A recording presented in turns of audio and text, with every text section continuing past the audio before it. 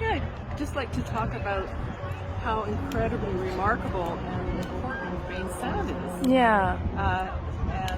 I think that the first thing that comes to mind here is that Baynes Sound is so closely connected to all the things that happen in Lambert Channel, around Denman, around Hornby, and up through Cape Lazo and all those places where the herring spawn. Yeah. And the currents carry those newly hatched herring, once the spawn is over, into Baynes Sound.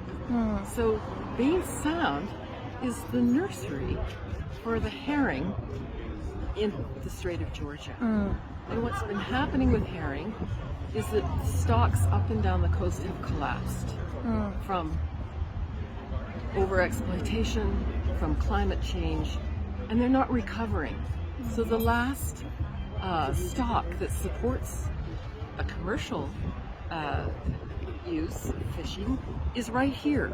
And it's also the last stock that supports the whole marine ecosystem for the Strait of Georgia.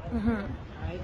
And if this nursery here in Baynes Sound, which is so sheltered and so quiet that the herring can spend weeks and weeks growing and feeding and being protected, if it becomes tainted with toxins or covered in oil slicks, then it starts a whole collapse of the broader marine ecosystem in the Strait of Georgia.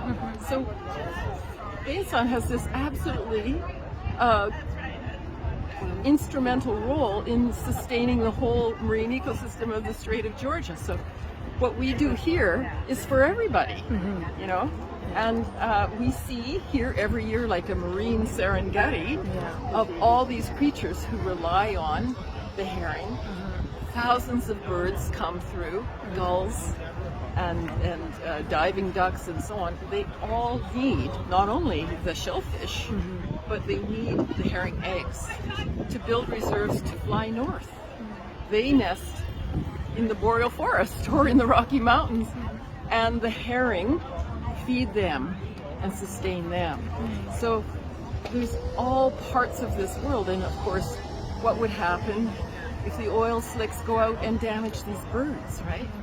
We're just at this incredibly special place that's shallow, soft-bottomed, and protected, that is so hospitable to so many animals. And it would be horrible to continue to let it go downhill. And this is one big sign that we are having trouble looking after the place.